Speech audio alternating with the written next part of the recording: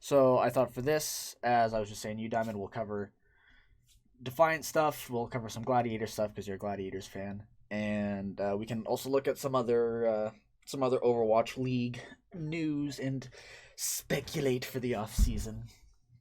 Like a great fun time. I actually kind of want to start more with the most recent news and kind of go from there. We'll get back to the Toronto and Glads, That but sounds perfectly good.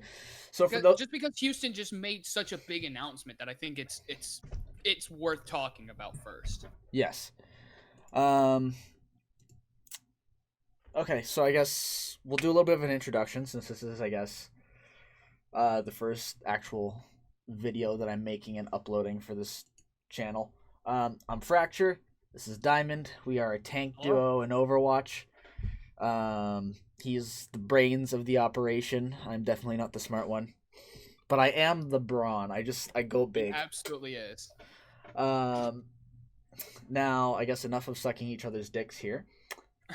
We're going to be talking about the Overwatch League and talking about a lot of the changes in the offseason and some changes we want to see from teams specifically, especially since Fracture is a Toronto fan. I am a Gladiators fan. We will be focusing on these two teams a decent amount, but I like the league overall, and so does Fracture. So we want to see a lot of these teams and how we think they're going to handle, how their offseason is going to go, and see how they're going to be for next year. Yes, because I don't care how close the other teams have gotten, you cannot be more disappointing than the Toronto Defiant.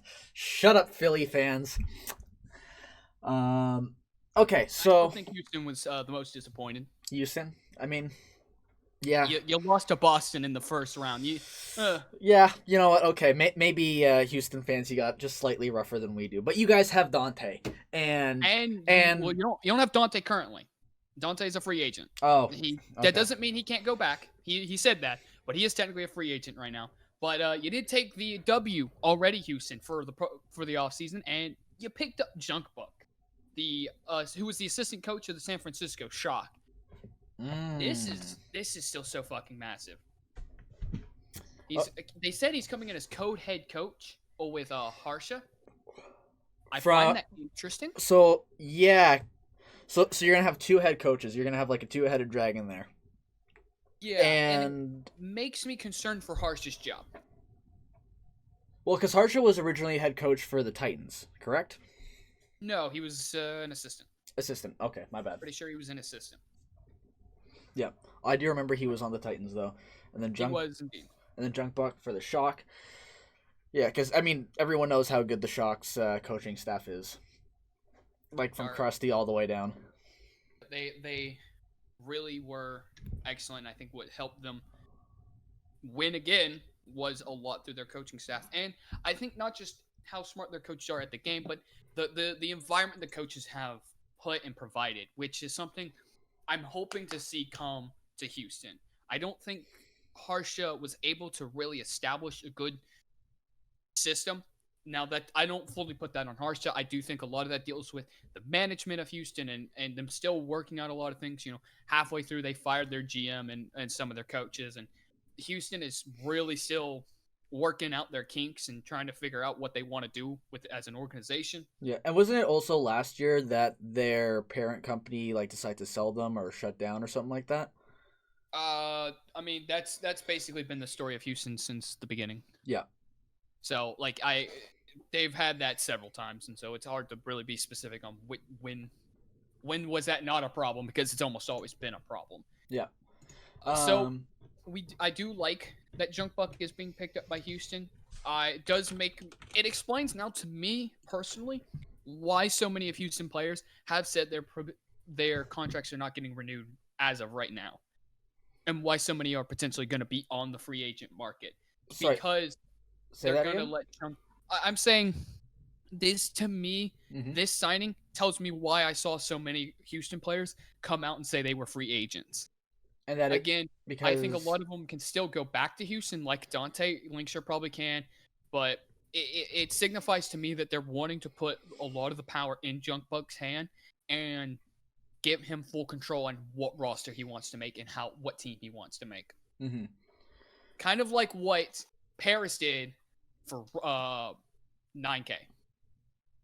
if you remember, 9K was also an assistant coach on the Shock in Mhm. their first, and then the 2019 season, and he went and became I think the GM Mhm. of Paris, and then hired Rush and as the coach and got all the players that would Yep. make up the Paris Eternal Hanbin as we know.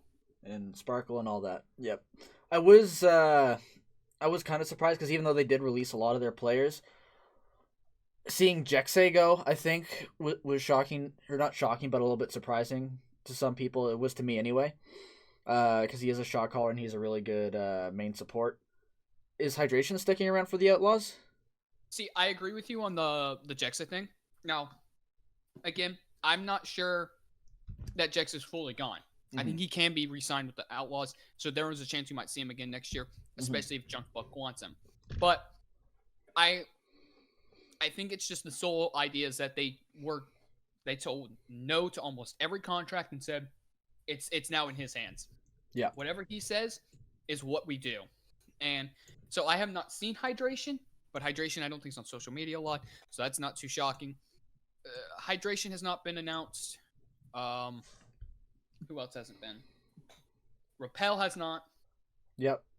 Mecco has not. Boink is still under contract, isn't he? Boink is still under contract. Um. Yeah, no, I'll be interested to see what Houston does. I will be quite sad if they do get better and Toronto doesn't, because that just means we have no one to compete with to be slightly better than. I enjoyed the Toronto Houston matches because I knew we at least had a chance of winning. Hey, there's always Boston. Okay, but Boston is just gonna be like that one. You know you're gonna win, but you know it's also gonna be a terrible game to watch. I went back and I was rewatching some of the Toronto games this year, and I was like, you know what? They looked pretty good early on, and then I realized that the games I was watching were versus Boston and versus Houston, and I was just like, oh, I don't. Maybe they were never that good, any good. Hey, we And did beat Paris before they got good, so you can take a yep, little bit of pride in that. yep. But that was last season, wasn't it? I mean, I there's don't think we beat them at all this season. I think no, the you only beat them teams the we first game back. You guys beat them. It was okay, your first game. But okay, again, this was before Paris had any time to like mesh as a team, get their feet going. yeah, This was legit the first game of the season. You guys managed to play Paris early. yeah, After that, no, you guys didn't win. yeah. No, and like games between like bottom tier teams, like the game that I went back and rewatched of the Boston Toronto one was the one where Toronto rolls out on the ball and Surefour's on Soldier and Logix is on Tracer, and Boston's playing double shield, and the game's gone on for 15 minutes, and no one's capped first point on Ilios well. So, Something that is kind of something I just thought of, which would be interesting, and we can move off Houston after this, but Moth is a free agent. How much yes, do you he think is. Young Buck's going to try to convince Houston to shell out big bucks for him? Yeah, I mean, I'm sure you and a lot of people will be very sad to see Moth leave Shock, though. I doubt he will, I because mean, I him and doubt so too, Super because I think do work Andy so Miller well is going to together. bust out his wallet and say, "Here's all the money." Yeah, Like that's the one thing you got to give to Andy Miller and how he has handled the Shock and why partly they're also so good is they've had a good owner. It's I think a little understated how good Andy Miller's been for the Shock and how much he has played to their success. When Krusty needs something, he goes and gets it. yeah, When Krusty says, "I need this player, please play them," he says, "Okay, I pay them." And that's because Andy knows that he's going to get results. I mean, they've done it 2 years in a row now. Like, why yeah. would he ever doubt Krusty? Why would he ever tell him no on something? He went. They needed a Genji player. They're like, "Oh, we think we need Tayo." He's like, "All right, we'll get Tayo." We didn't. I mean, did they Excuse me. really need Tayo? You had Super on the Genji, and Obviously, we I learned say that later that jokingly. Tayo's not the greatest, but I think Tayo's going to be the new architect for the squad, and Krusty wants to probably play with him for a little while and grow him Yeah, as a player like he did Ons. And the idea is so that he has part of the thought was I remember I think someone talked to Sideshow about and we don't know this at all, but was the idea that potentially Ons tried to learn so many heroes so that Rascal wasn't having to like stress out about learning every single flex hero. Yep. And that's what I think you could do with Tayo as your new like secondary flex is that you have two of them. You've got ons for hit scan with Striker. Do you think Obviously Striker's really good at everything, but do you think Shock keeps Rascal? And the only reason I say this is because you didn't see him as much towards the end. And that one thing I was a little confused on with Shock was why they didn't just play Rascal on the Genji when he does have, or I thought he had a pretty good Genji. Well, I mean, if you remember back to the Countdown Cup, they did. They pulled him out at the very last moment. Yeah. With and won the whole thing. Mm-hmm. You know, coming out of nowhere with the Genji. Yeah. So it's hard to say fully. I do think they will. Mm-hmm. I think the reason more why you didn't see Rascal is because the hero pools didn't fit him. Like, what was the finals meta mostly? It was mostly double sniper.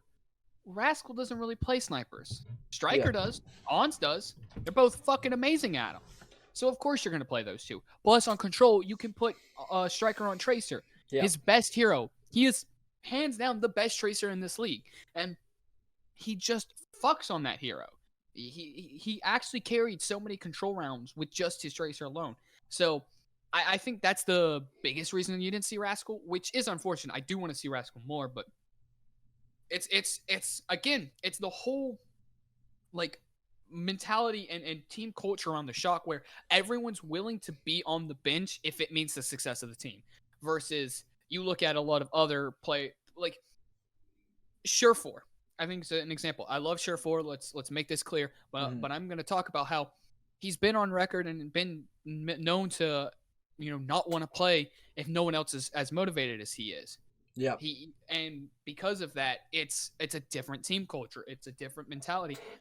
Obviously, you want to have the best success for, and everyone does in the end. But when a player has the ability to self bench himself for something like that, it gets kind of problematic. I mean, we look at what Dallas did with Decay, and you know, I'm not going to sit here and say Decay was at fault. He wasn't at fault. That's irrelevant to me.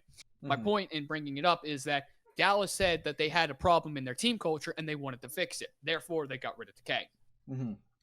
That's the same idea right now to me with Surefour, and why I don't think Surefour probably won't be on Toronto this year. So you're saying Surefour would be causing the problem here then with the team culture? Kind of. Because I don't think they want to build around Surefour. If they build around Surefour, I don't think he's the problem. Yeah.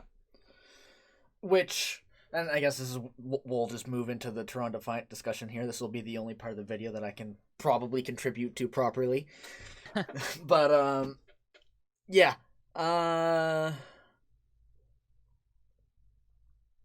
Yeah, so, I don't know. I think not, like, English. I can speak English. It's okay. Not building around Surefour if you're Toronto is probably the stupidest thing that you could do. One of the best players in the league, one of the smartest players in the league as well. And I don't know why they wouldn't want to build around him. And I was watching the CA Overwatch podcast. Diamond, I've sent you clips on this before. But they had Adam Adamu on the podcast, and I'm not sure if he's one of the founders of Overactive Media or just one of the higher ups. But from his point of view, he wants Surefour, and I think he wants the team to build around Surefour. And I don't know if it's just the coaching staff or what it is. But if you have the option to keep him, you keep him, and you ought to build around him because he is one of the smartest players in the league.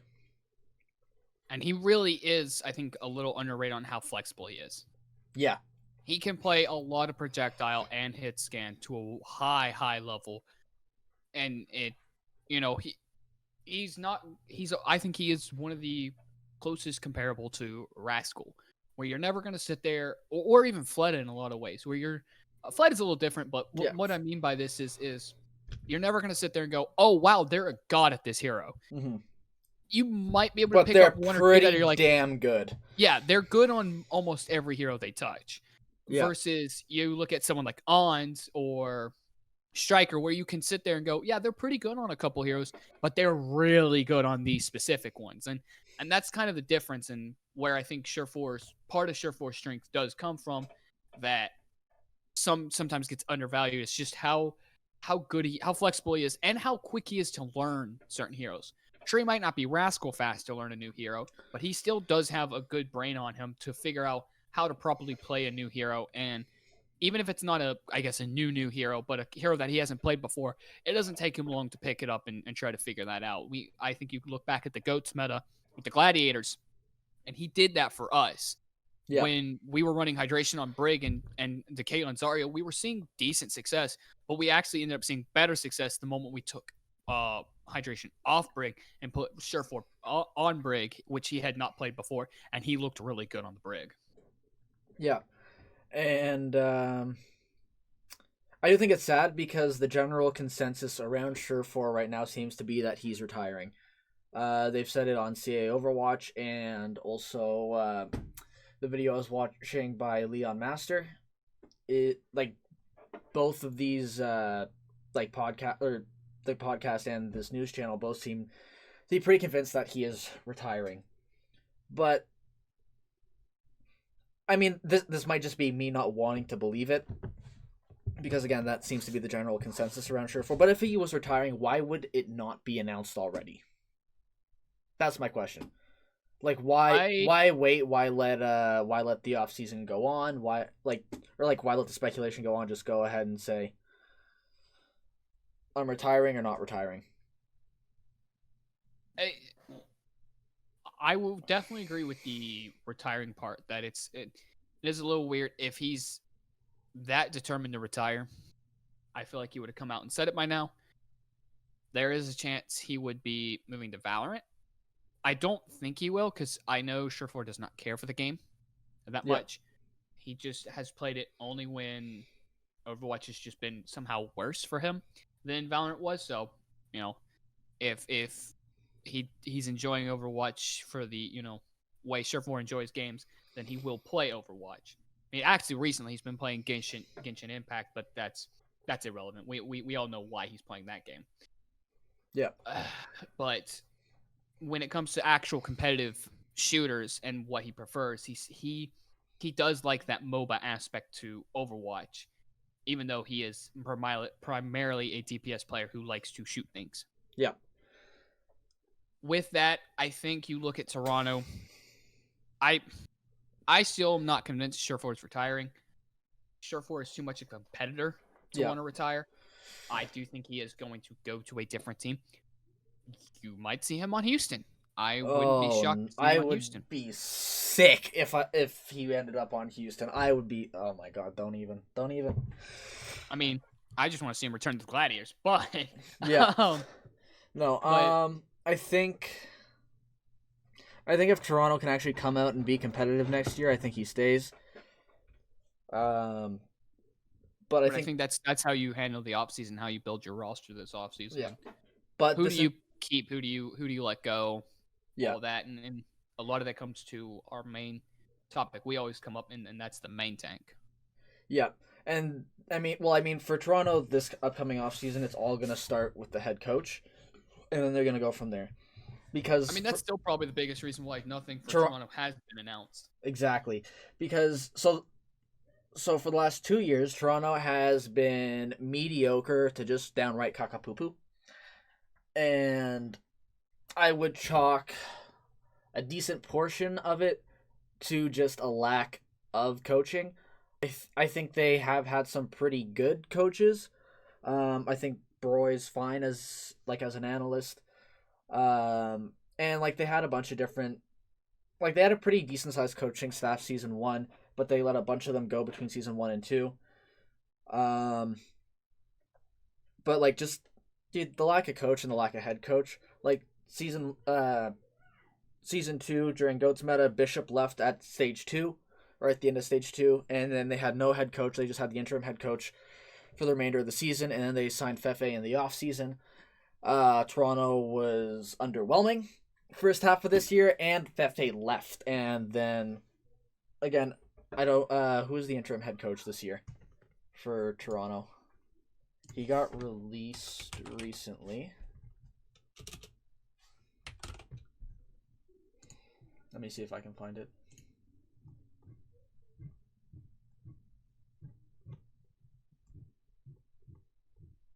Something I'm gonna bring up real quick, just I kind of find interesting. Yeah. Is a lot of the analysts and stuff were hyping up this offseason, still hyping up, saying this offseason is gonna be crazy, it's gonna be really big. It was Lil Bo. Lil Bo was the interim head coach. Yeah, a little bit. Okay, but I'm kind of curious on how it's gonna stack up to last season's, because I think last season's was still a really like insane off season, and I don't know if this one's gonna be nearly as big as people as the analysts might be building it up. It will be in some cases, like New York. I think New York's gonna have a lot of new changes. Bring back Pine, please. I don't know if they're gonna do that, but it's definitely. I think a lot of them. I think there was a rumor that saying Hot Buzz contract wasn't getting renewed. Yeah. So Who Are You's wasn't getting renewed. It's gonna be quite wild there. That's not too shocking. I think poor Who Are You didn't really get a full. I mean, he did get a fair shot, but at the same time, it's Libero that he was fighting against, and you're always gonna want to run Libero. And then they got Hacksaw, so it's like. Yeah. Every time a character that was Who Are You specialty did come to meta, Hacksaw was just better. So. Yep. I don't think Paris is going to change much. London announced already that they got rid of most of their players. Yes. They got rid of Aldo. They got rid of. They didn't get rid of Bernard though. Bernard was not listed in that release. They got rid of Jihoon. They got rid of Krillin, Hylie, Shui, and Clestine. The ones they kept were I think they also got rid of Babel. The ones they kept were Glister, Bernard, J-Mac, Fuse, and Sanguinar, which the Avast pointed out, and it is very true, that all the ones they kept were people that probably could be sold for a good amount of money. Yep. Because they showed off to be really good. I think Shui didn't get a very fair shot. I heard Shui was really good in Korean contenders, and I kind of want to see him get on a team that can highlight that probably a bit more, along with Glister. I even think Altho looked really good this year. I think Bernard looked really... not Bernard. I think Cleston looked really good. I'm surprised they didn't keep him to try to sell him. The sports didn't look great. The only one that was a question mark that Avast is still also noted himself, and I agree with this, Fuse was still on the roster, and I'm not really sure why. I don't think there's any way you're going to sell him for a high profit since, well, he didn't play that much, and even when he did, no one really thought he looked that great. Yeah. Boston's mostly been touching their coaching staff. Yep. So I don't really know where to take them yet, since they didn't get rid of Mineral that I know of. No, Mineral's still around. On the Boston front, and to bring it back to the Defiant, because, again, that's mostly where my focus is and what I'll be able to talk more on. And I wasn't quite done on the Defiant as an overall. Was once they get a coach, you need to start addressing the roster. And where Toronto is weakest is definitely their tank line. And I'm going to connect this to what you were saying about Boston, is I would really like to see Fusions come to Toronto. I think he could be really good. And I think you release Beast and Numlocked. Feels bad, though, because I don't think Numlocked really got a fair shake playing on Ping. But I don't foresee him being that big of an improvement in LAN. I definitely think, again, it depends on what Boston's doing. If Boston does look to just get rid of all their players, like most people are assuming they're going to do, you could see someone like Fusions potentially go to Toronto, who could be looking for a main tank. But then also, again, means that they've given up on Numlocked and Beast completely. So there's a bit of an iffy there. Yeah, I think Beast, you could find a fit for Beast in Houston. I mean, I think he would definitely be an upgrade versus what they had. More than likely, anything's going to be an upgrade over Hydration, unfortunately. Yeah. But for Toronto's tank line, Nevix was their only off tank, and the only I feel bad because the man sat on fucking shock and then came to Toronto and for like one season, and I'm going get rid of him. But the only way I keep Nevix is if you get fusions, because Nevix is a lot quieter and fusions can just take over that shot calling role, so Nevix doesn't have to do anything of that. Just worry on his mechanics. Um, so if you run a tank line of fusions and Nevix, it's better than what you had. Not the best. I still like the idea of Decod and Icy coming in from Contenders North America. They were on Drifters, and I think they looked. I think they look really good. I'll let you talk more on this because I know you know Contenders a lot better than I do. I don't know about Icy too much. I've watched him a bit, Mm-hmm.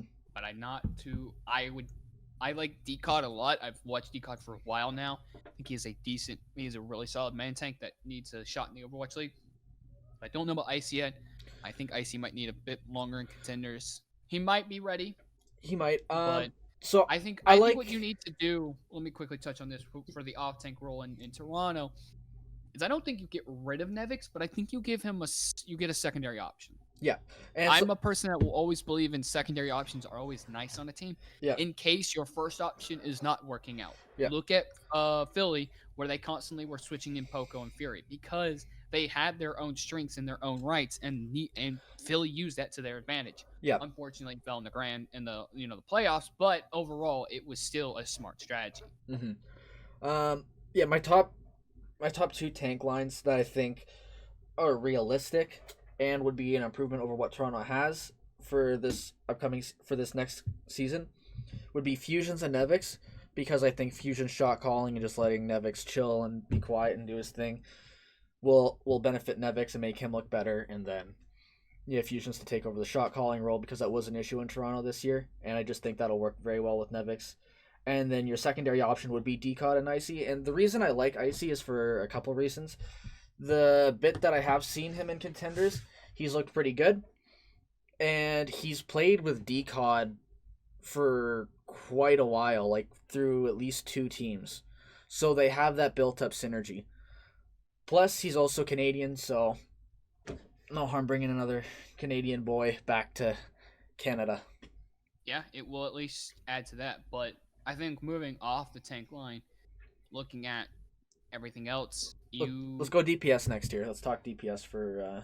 I think support will be shorter, so I'm going to kind of touch on them Okay. just for a quick second. Yeah. I think you get a backup for Kariv. I love Kariv. I think he is a really good player, but I do think you get a backup partly because Roki was good on the Baptiste, but you might want someone better. Yep. You might not. Roki, I think, performed well. And you got he was actually a little underrated when he played. I think he did fine for Toronto when he had to step in for Cruz. Otherwise, I think you keep Cruz. I do think Cruz is a good fit for this team right now, especially if you don't get someone like Fusions, because you need a shot caller, you need a calmer, and I think Cruz is your end game leader for that. Yep.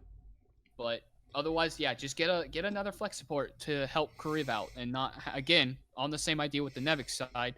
You're not relying on one person to do it all. Yep. Now, moving on to the DPS, which is going to be a long, convoluted discussion. Yeah, I think agilities. I actually don't know what the contracts are, but considering that agilities and Surefour were both signed this previous off season, I would imagine that they have another year left on their contracts.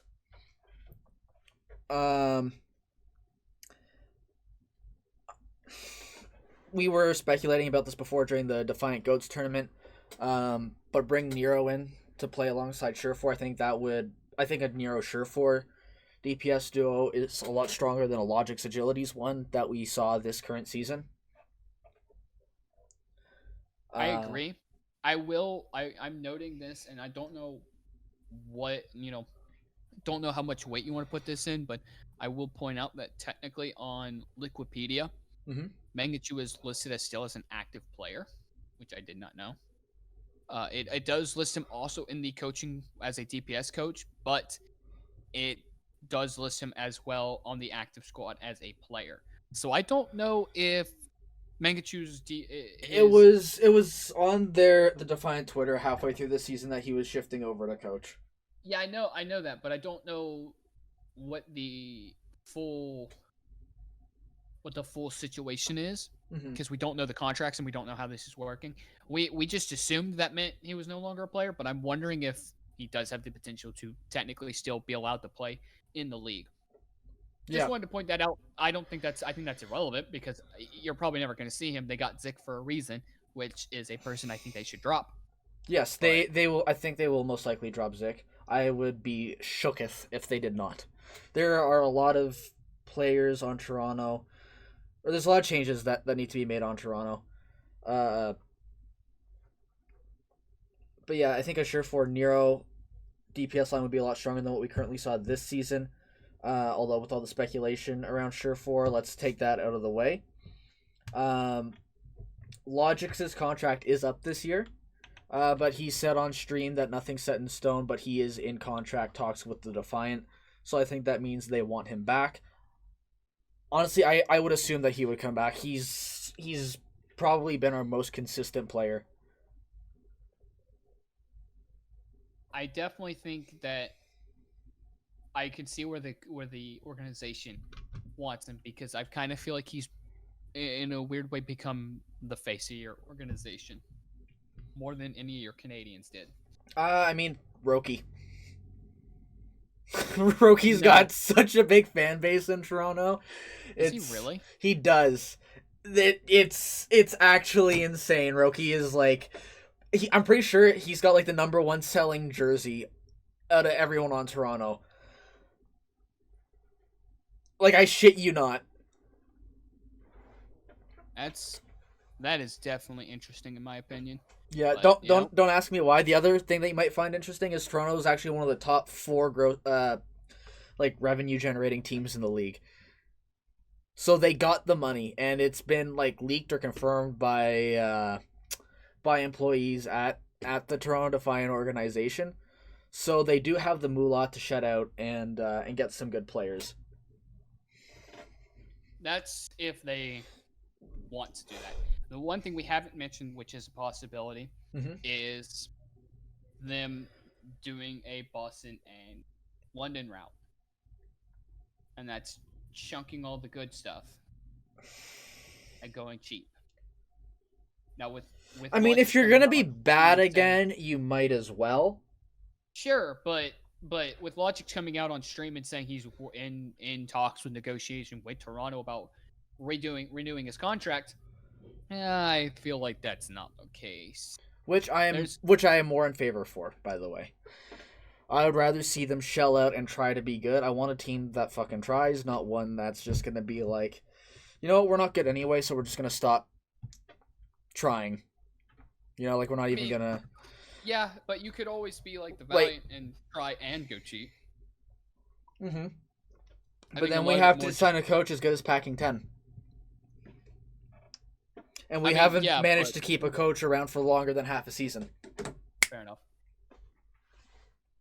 Now, otherwise, I think we've talked as much about Toronto. I'm just going to constantly keep going down the list here now. I've got the whole thing pulled up for the time being Yeah, with I just what we know and what because I kind of want to talk about Atlanta real quick okay. more than I do because we can get to the Gladiators and I can talk for on and on about that. I've done my own a little bit of videos for stuff on the Gladiators, but I can recap that in a bit. But with Atlanta, I'm really curious on what they're going to do because they had a pretty disappointing season Mm-hmm. from where they are. I'm almost positive Dogman's going to be going to casting. We saw him way too much on the desk this year, and we saw very little of him. Mm-hmm. And they got Iris. I think Dogman's going to casting. I think Dogman will be retiring soon, which, in my opinion, is a little upsetting. Mostly because I like Dogman as a player. Mm-hmm. Is he the greatest? No, but he was fun. He was entertaining. I enjoyed him on the Atlanta Reign roster. Yep. Otherwise, I really hope Iris improves his play from LAN because his ping play was awful. I'm sorry, but it was abysmal. It was not good. Fire, maybe he sees more playtime. Massa is a really good Lucio, but Massa did struggle a good amount this year, in my opinion. So I kind of hope to see if he does struggle to not be so scared to put fire in. Mm-hmm. Just put the man in, let him, you know, do his job. We saw almost no FRD this year. We saw almost Hawk. I think you'll keep Pokepo to do like you did with Gator and him, and constantly switch them out when you Yep. think you need to. Toronto trade Otherwise, for Gator too. but otherwise, I think you drop FRD if you're just gonna run Hawk the entire time. Yeah. Even though Hawk was up and down, I What think he about definitely Fried? became more consistent. That's who I'm talking about, FRD. Oh, Fried is FRD. I did not know that. Okay, Yes, my bad. I think you drop him in the end. I think he is a good player, and I think I could see him on another team, but I think Atlanta's going to drop him, is what I'm going to be saying. Um, Going into DPS is the most interesting part because You need someone to fill baby base shoes. I don't know if you necessarily need. I think Edison getting back on stage might be better for him. I Mm-hmm. think maybe a year under his belt might have helped him and let Yeah. him get better. My biggest question, and I think most everyone's biggest question, why have we turned Erster into a silly hero specialist? Why is he only coming out when you need the Junker May? His Genji was lights out in 2019. And then you're like, Genji's meta. Let's get Saucy. And don't get me wrong, Saucy looked fine on the Genji in most cases. But it just doesn't make sense from a fan standpoint and just a logistic standpoint that you would put someone who we saw when Genji was not good be amazing at the character, and then when he is good, you just don't run him. It just doesn't make sense. Plus, there's not been a good explanation to the fans in general on why Ursa's not being ran when a lot of people do consider him to be the best player on this team. Finally, you look at Sharp. Sharp saw very little playtime, and I don't think that's going to change, unfortunately. I think Sharp's pretty good at hit scan, but I do think he might be. Well, who do you add though to make this roster better? Because they did have a pretty or not underwhelming, but they did struggle a bit this season. I've never They did. personally been the biggest fan of Atlanta. I've always it's funnily enough. I've always thought Toronto looked like a team that could beat Atlanta, and funnily enough, Baroy said on a podcast or on a stream one time that Atlanta is actually like Toronto's like personal rival, where like we play them like really close or like even like beat them in scrims, but then like you just get on stage and then just gets mopped by the rain. All that matters is when the match comes. But Yeah. for me, my throat, jeez. For me, you look at two aspects. The hit scan role. Do Yeah. you want Edison to play it the entire time? Because if you do, then I think you drop Sharp and you don't look for another one. Because you need to get Edison at a consistent part. But I don't know if that is what you want to do. And even if it is Edison going to be consistent enough? And if he's not, then you need to keep someone like Sharp or get another hit scan player. I really do think this team, weirdly enough, went from having way too many hit scan to picking up a hit scan that is going to be really consistent for you. Mm-hmm. Otherwise, I think the biggest part is the projectile spot. Is Saucy going to be your projectile player? Or is Ursa going to be your projectile player? And if neither one, please, for the love, get a projectile player. Get someone who is mostly a Pharah, Genji, junk player like that. Get a projectile player, please. Yeah. That's what I think. I think weirdly enough, in my opinion, Atlanta's worst aspect is their DPS, and not because I think their DPS are bad. On the opposite, I think they're some of their best players. You just don't. They never properly use them, and because of that, they were the worst. Yeah. Florida released a bunch of people. Yep. So it we're just kind of waiting on where Florida goes with their stuff. So Yeah. and you could pick up Karayan as a tank. We could. Well, he's Korean, but he is. Can he speak English? I have no idea. No clue. But that was one thing that that again Leon Master was saying in one of his videos. Because I watched a bunch and he had a couple interesting ideas. He would go over like who might get traded or like who might get released and where they could go. And funnily enough, he did suggest like Pokpo and FRD or even Karayan heading over to Toronto, which I think would be interesting. I still like the idea of Decod and Fusions better, but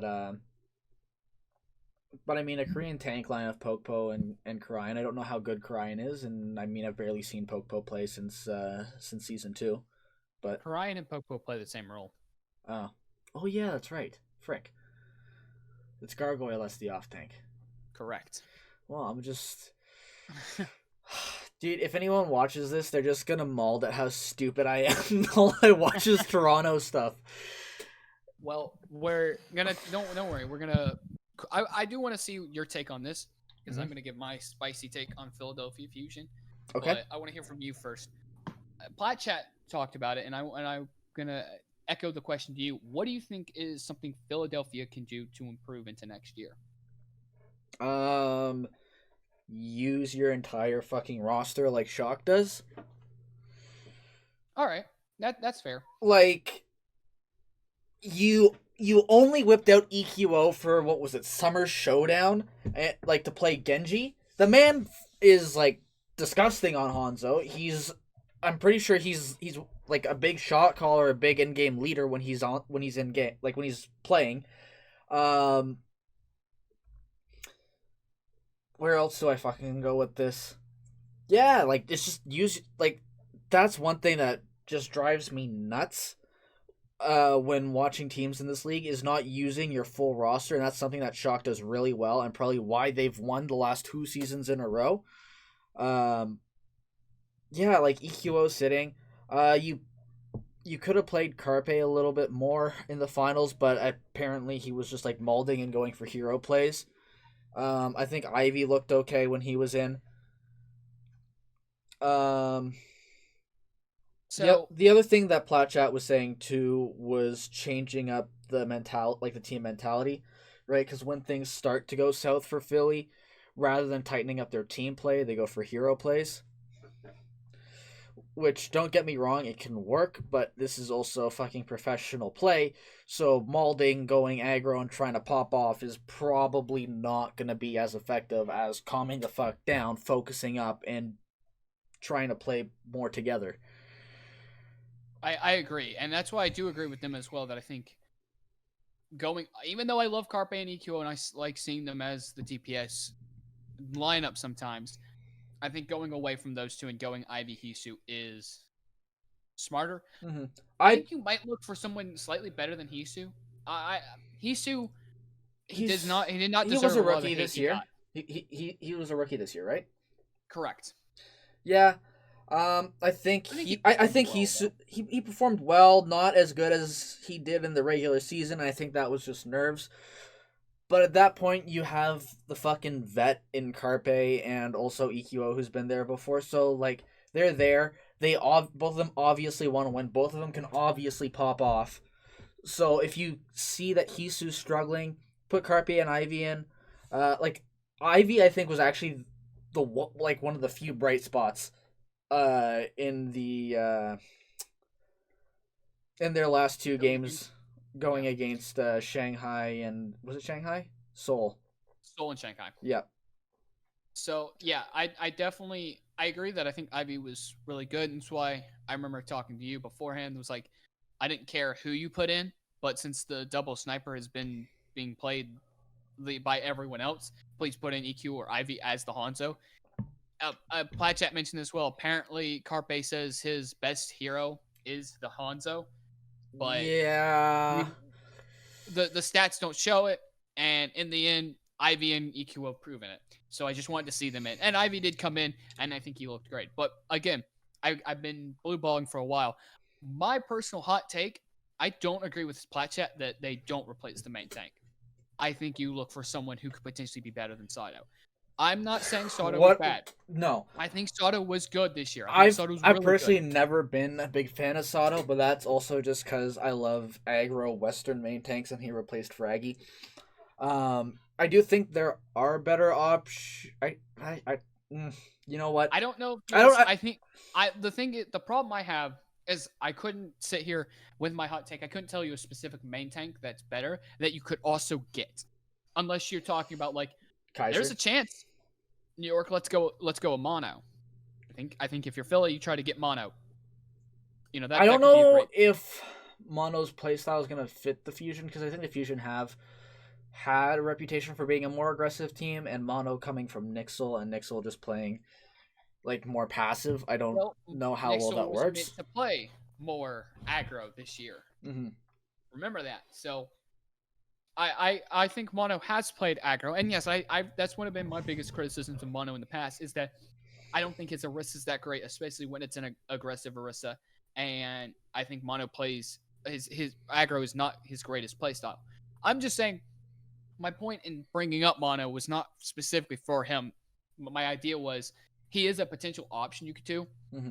But the idea is I could not sit here and tell you a specific main tank right now who is on the market that is better than Sato that you Yeah. could easily get. So my while I think it is a smart idea to attempt to Plus, replace him, plus not maybe Philly's not even also replace a him, mixed but roster, so then you have the I mean, issue of finding someone. well, yeah. But my point is like, let me finish my point Yep. that it's not fully the idea of replacing him. Part of it's also the fact of just getting a secondary. Yep. I had this criticism of Philly at the beginning of this season. Now it did not pan through like I thought it might. Um, but with either of the people I said, because I said this with also Astro as well. Even though I think both of them are really good, and Astro is an absolute god this past season, there were times where they subbed in Boombox to play double flex Flex support. support. Yeah.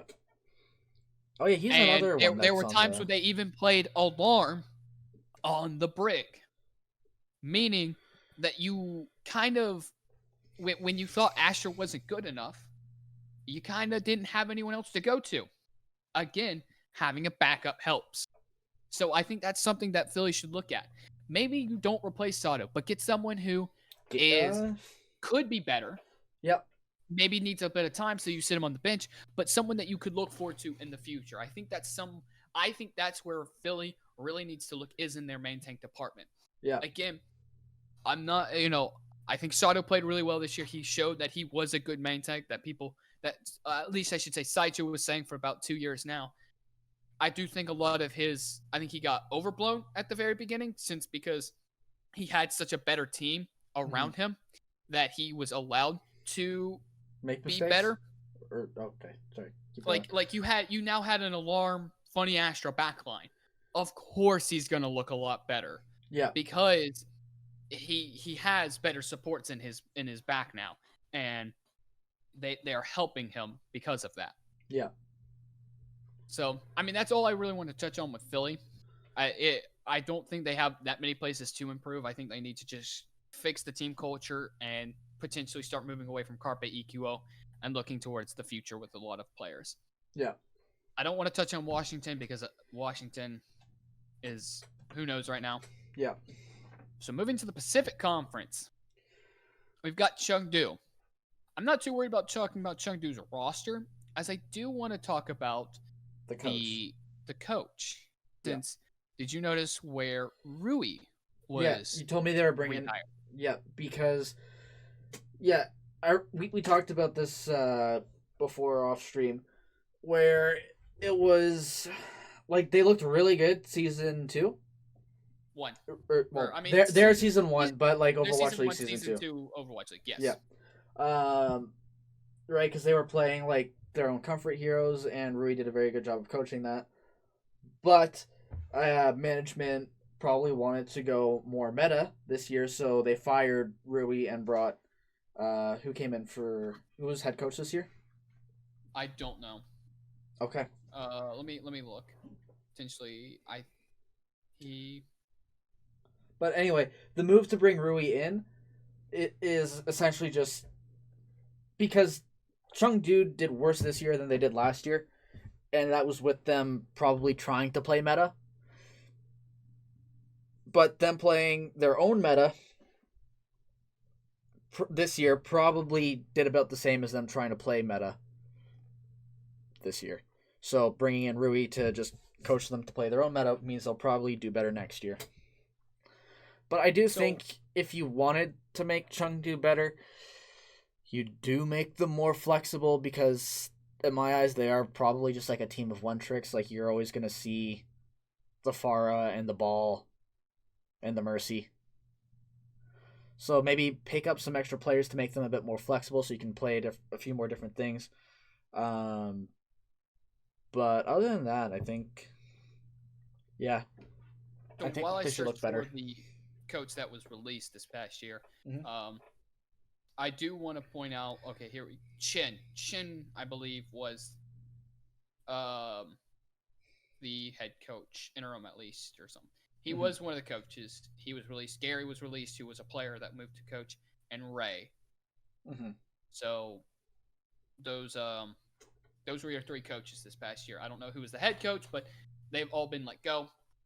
But I wanted to check and see who it was. And would you like to know something interesting?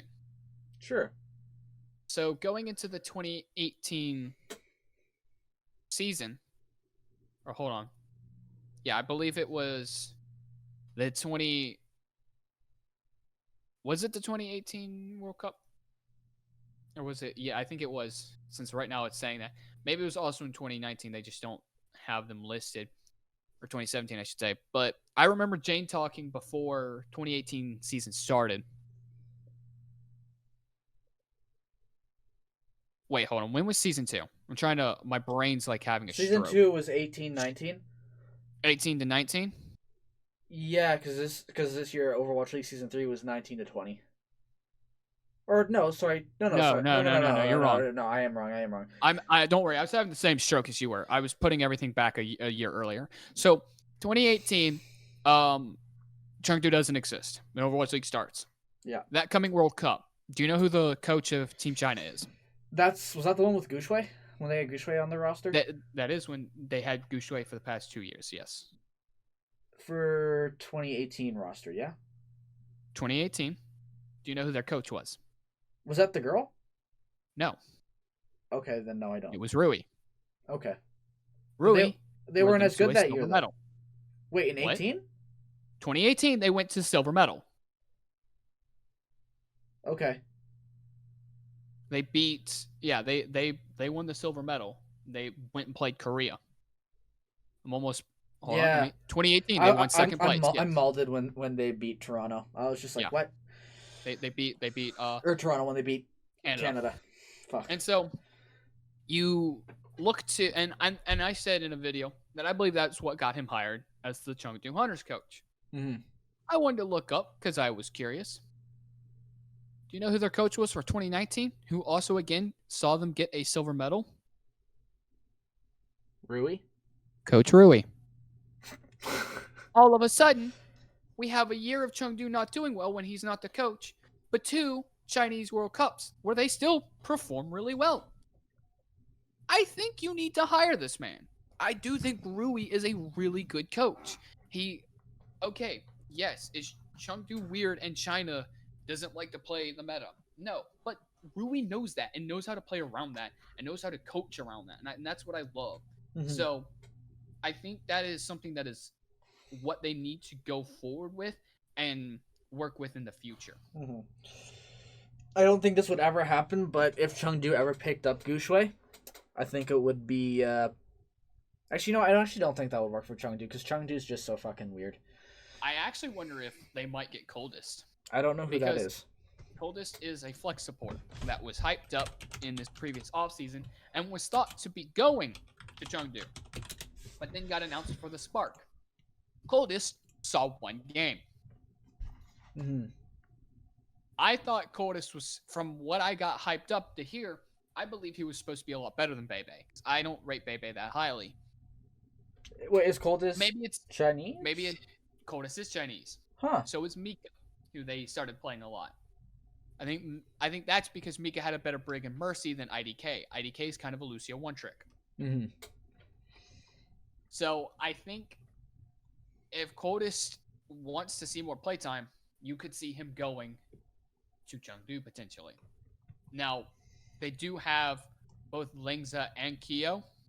No, Molly and Kyo. Those are your two flex supports. My bad. Lingza is the main support. Yeah. And Molly looked really good. I liked Molly this year. So wait, don't they also have a Veltal? They do, but he's a main support. Yep. I'm talking about specifically flex supports because they could get Mika as well if Mika wants to go to Chengdu. I don't know because he's also Chinese, but I don't see Hangzhou getting rid of Guchui. No, I don't see it happening. Guchui is too damn good. They'd have to be on some shit to get rid of Guchui. Yeah. But otherwise, I don't really care about talking about the players that much in Chengdu. I think you'll see some of them get released because, again, I think they need to stop trying to get a different main tank player than Almang because it just doesn't work for you. It just doesn't work for you. I don't know why it is like that, though. Like, I mean, it might be synergy, right? Because I do think synergy is a very important thing when it comes to Overwatch, especially when it comes to your tank line. But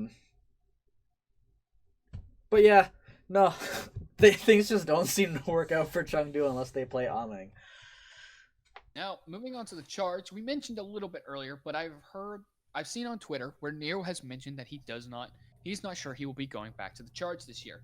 And I don't think that's necessarily fully by his choice. Yeah. I think part of it's just the whole idea with visa issues and constantly needing to worry about that it might not be worth doing. Especially because Eileen really leveled up his play this year. I'm going to say I don't think Eileen was ever bad his first season, but I definitely think he still stepped up this second season and looked even better. So it was really good to see. I still don't know what Crystal's doing on this roster. Haven't figured that one out, but we'll see. Yeah. Happy. Please, I think Nero, Happy come just to sometimes Toronto. is on and Answer my off. prayers. I think. Say that again? I was saying, please, Nero, come to Toronto. Answer my prayers. I think Happy is a streaky player. I think he's more consistent than not, but I do think there's every once in a while that Happy's just not. His presence isn't felt in the server, and because of that, Charge can get hurt a lot. Mm-hmm. Otherwise, I think they are pretty good. In the support line position, I hope to see if Neptuno does stay. I hope to see him more. I think Neptuno is a better main support than Chara when he's actually scrimmed and played. Obviously, they talked with Saicho and said they weren't playing when they got back from quarantine, and they had not played for a while, so they sucked. So, makes sense that you don't play him. Yeah. And Neptuno's such a humble dude that he already alone has the shock mentality of like, oh, it's better for the team for me not to play. Sure, I got it. Yeah. But they played Shu the entire time. Shu is a really good flex support. I'm not too shocked, but China did really build up Wia. I don't fully know how to say that. I apologize to any Chinese viewers that we randomly get. I do apologize for. Dude, we'll be lucky if we get one viewer. Come on. I know, but I want to apologize ahead of time. I don't know how to say his name, and I am deeply sorry. I don't watch a lot of Chinese contenders. It's not in my it's not up. I'm asleep typically when it's going on, but I do hope we see more of him in the future potentially. That or he goes to another team because I heard he was a really good Chinese flex support, so I kind of want to see what he has. Otherwise, I think they add tanks because they only have Rio and Krong. And don't get me wrong, I love that tank lineup. That's a really solid, good tank lineup. But what if they get hurt or sick? Who do you play on tank? I mean, like again, video games. So I don't foresee anyone getting hurt. But I'm just saying, like it's you never know. I mean, Sinatra the other night tweeted out that he got hit in the eye with a band that I think when he was working out and went blind for I think what he said like 3 hours or something and had to be taken to the ER because of it. He's thankfully not permanently damaged. He's going to recover in a couple weeks, but he is currently injured and cannot play the video game, cannot play and practice in Valorant. That's The same thing actually wild, though. it may be wild, but it's not. It's still not uncommon. It's still not impossible. Yeah. Shit happens. Please have a backup. Solely, they can ride the bench the entire time. That's fine. But Yeah. please don't get caught with your pants down and be like, oh well, I guess we don't have a tank player. Happy, play main tank, please. Nero showed with Surefour that he can play off tank. So in the GOATS tournament with Toronto. So I think Nero, if he comes back, can fill in that off tank role if you desperately need it. I still think you get an off tank to be safe, but you're at least not fully down. But main tank wise, if Rio randomly cannot play, you are screwed. You have no other main tank. And I don't think any of your DPS are going to be good enough to play main tank. Krog might be able to step into his slot and then Nero play off tank, but when you're in that position, you're signing away a week of wins and saying we lose. So you don't want to be in that position. Spark, we touched on a little bit with their players. I actually don't really. The only thing I want to say with Spark is drop your off tank selection. You have 3 now with 1 main tank. Drop some of them. Yeah. Sauce and Rhea, I think you drop. Obviously, Rhea, we didn't see it almost at all this season. We saw Sauce in a bit when, especially when Zarya was around, and QOQ came in halfway through and really stepped up and helped the Spark look better. I think the Spark, I'm going to argue that Spark were one of the most disappointing teams, personally. Because while I was not shocked that they performed badly when they didn't add many changes to their roster, it was still after they made changes and added pieces and got rid of other pieces they didn't need that they still sucked. Yeah. And I was still disappointed. That's when I got really disappointed when I was like, oh, you got Architect and Otto. And I know many people might not think Otto's that good. I actually think Otto is a pretty solid flex DPS player. I think he did prove it on Shanghai Season 1 and helped somewhat prove it on Washington. He was always put in bad situations where he wasn't put in a situation where he could succeed. And the moment but he has proven in the past that he is a good DPS player. He just needs to be given a chance to succeed. And I don't think the Spark's given it to him. I don't think Washington gave it to him. And Shanghai tried to, but Shanghai had so many other problems that it really wasn't going to work. Yeah. So I want to see Otto potentially play more, but you have Architect, so that probably will never happen because Architect's a god. Mm-hmm. But still, you got Architect, you got QOQ, and you still sucked. I want the Spark to figure out their problems. I don't know what their problems are, but you probably drop Adora. Godspeed, I'll say this one thing. Godspeed was consistent the entire year, so I think you keep Godspeed. Absolutely. Godspeed. I was underrating Godspeed this coming off season, and I regret it immensely. The man looked good. Mm-hmm. So I apologize to any Godspeed fans, and I apologize to Godspeed himself. I underrated him desperately, and I was like, I don't think he's that good, and I ate my words on that one the biggest, I think. I think that's my biggest mistake in the offseason. Soul Dynasty. I don't want to talk about them. Meta goes into their favor. They go all the way to the finals. Can we please explain how Marvel is hooked up to the off tanks as he drains their life force to become the best off tank that you have?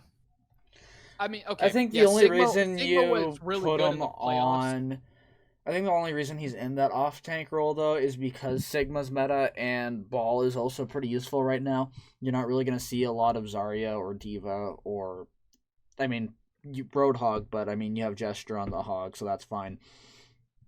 Probably, but the other off tanks this year probably weren't like they weren't played much up until, I mean, like D.Va was played early on, but I think that was probably early in the season, but that was probably when 2U was playing.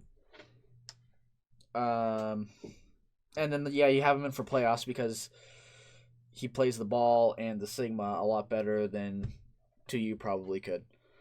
And your Hog player is Gesture. I will say what I want to see for next year is it you might drop Michelle. You probably drop Michelle actually. Get a better flex support, or not flex support, flex DPS than Illicit, Mm-hmm. and you just bench Gesture and Profit till playoffs, so that you can win games and get in a position for playoffs and make sure you make playoffs. Then you just put Gesture and Profit back in, and they win you a game. They win you the playoffs. Yeah. Like Well, to be fair legit. though, if the season hadn't ended up getting split the way it did for online play, I think Seoul actually would have made it because they just would have shit on teams in the NA region. Maybe we don't know that though. I don't. I still think they still have to play. Yeah, I mean, but like that's also me going, yeah, you know what? If things had They're been still live the playing entire mostly season, in the Toronto would have Pacific. been.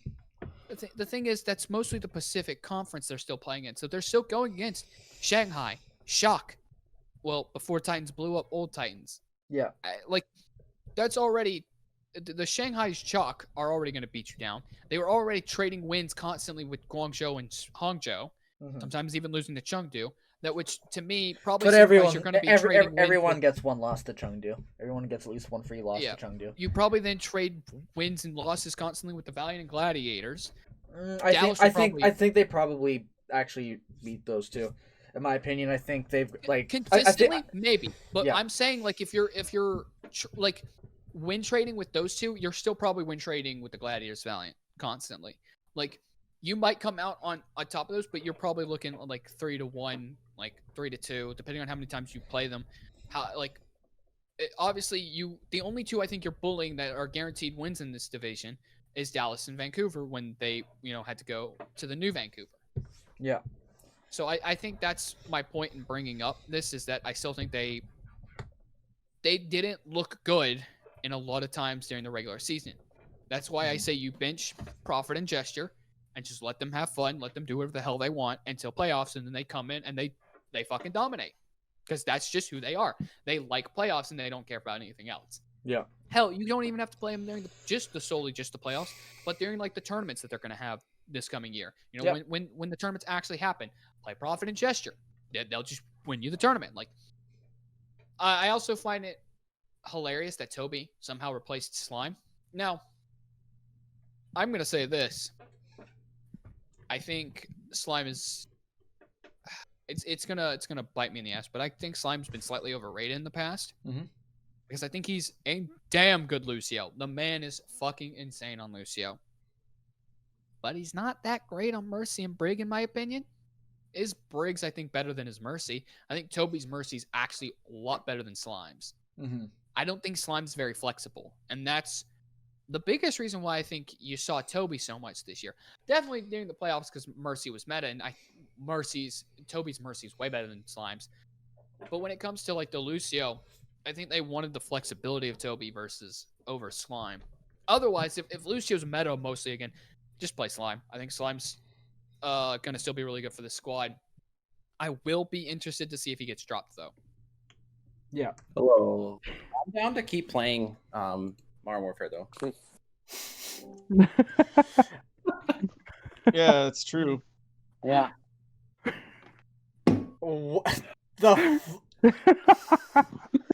Oh, Josh. What's up, dude? what is going on? Oh, You all just fucking jump in Hello. here.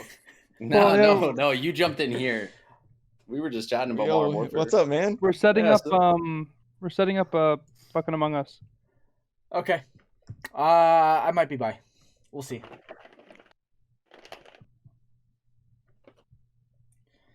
Why does that always happen? Among Us. Alrighty. I was just in the middle of recording a video, so I will catch you guys in a bit. Okay. Fucking clowns. Oh my god, dude. That was nice. Did they all jump in there, or did they drag me down there? I don't know what happened. No, we were in there. They all just jumped in. Okay. I don't know why. But so otherwise, I guess moving off Seoul, Shanghai. besides my issues with how they handle Kaguri, who I want to see play on just in general, Yeah. I don't think you touch this squad too much. I'm calling it now. Ding is going to be dropped. He's going to be released. He is not going to be on this squad after this season. Yeah. Otherwise, I think they're fine. Not really much. You might drop Luffy. I hope they don't, because I think Luffy's actually a really good Ana, but he is only really good at Ana, especially compared to, if we compare it to like, who am I trying to talk about? Izayaki. Izayaki has been a beast this year. But Shanghai, there's not much to talk about. Dallas Fuel. I actually want to save them because they're going to have a lot of shit coming through the woodworks. We already know Uncode's going to Valorant. AKM's not far behind, and we know that. Yep.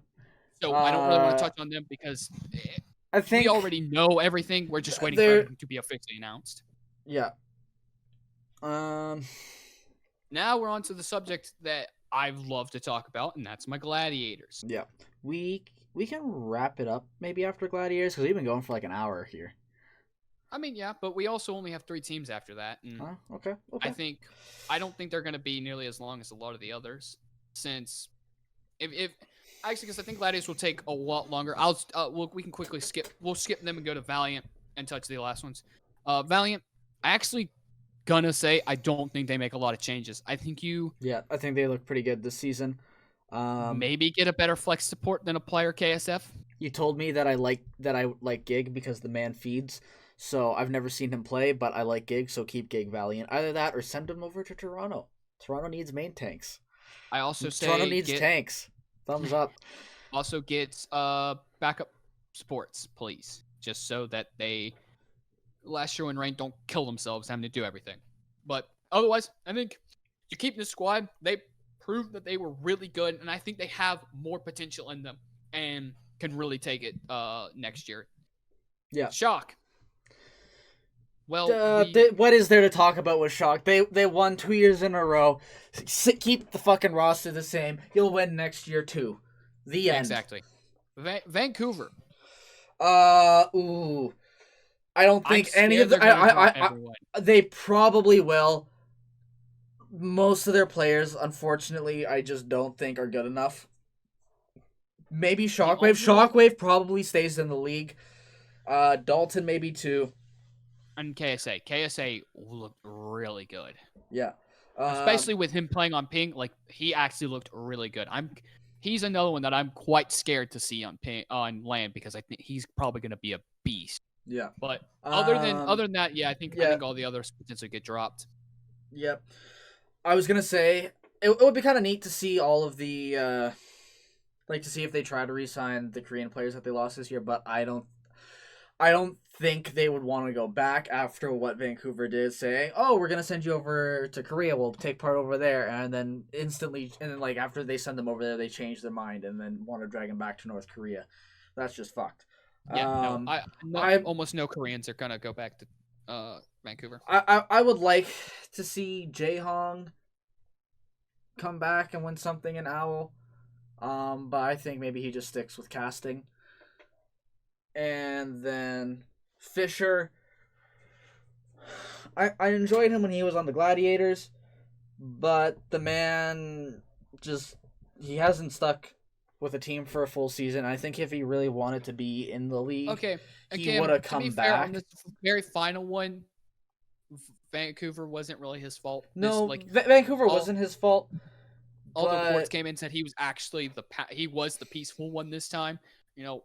So I think it's solely does he want to come back, and if he does, I hope he gets in and finds a team. I do think he will have to be. If he comes back, I think he will be the best main tank in the league. I think he's gonna have to potentially be less picky on what team he gets. Yeah, I know he really does want to be on an all-Korean roster, but you've gone from Seoul, so they're not going to probably pick you back up. No. Vancouver, who's no longer all-Korean. Mm-hmm. Shanghai's probably not going to grab you because they don't need you. Shock's not going to get you. They're not all-Korean. I shouldn't even say them. Yeah. So London's not going to pay you enough. You're not going to want to because you're not going to pay it enough. I mean, he was also benched on London. They're probably not going to pick him up. Who?